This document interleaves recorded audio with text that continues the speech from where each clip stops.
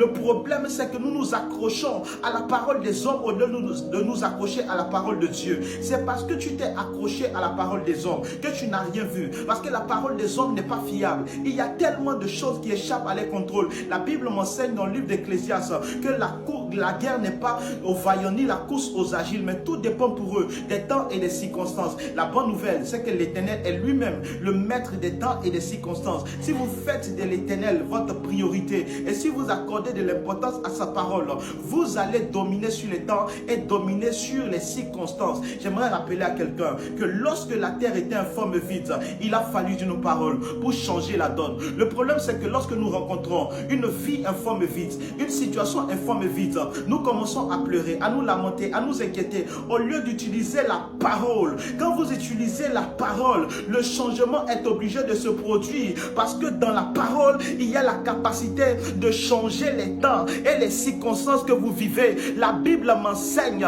dans le livre de Jérémie, le chapitre 8, le verset 7. Même la cigogne connaît dans le ciel sa saison. L'hirondelle, la tourterelle attendent le temps de leur arrivée. Même mon peuple ne connaît pas la loi de l'Éternel. En d'autres termes, le peuple ne connaît pas la parole. Si le peuple connaissait la parole, le peuple aurait connu la saison. Lorsque vous dites que vous attendez votre saison, non, en réalité, vous devez attendre la parole. Parce que votre saison est continue dans la parole. Cette année ne sera pas votre année. Si vous n'avez pas la parole que vous appliquez et sur laquelle vous marchez pour déterminer votre vie, alors voici ce que vous devez faire.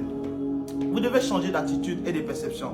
Et vous devez comprendre que maintenant, plus que jamais, vous avez besoin de la parole de Dieu pour être inébranlable. C'est cette parole qui rend stable et c'est cette parole qui nous garde.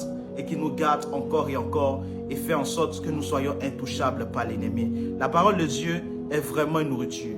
Mangez et vous serez stable. Vous allez grandir spirituellement, porter beaucoup de fruits et rien ne pourra vous nuire. Que Dieu vous bénisse abondamment dans le nom puissant de Jésus-Christ de Nazareth.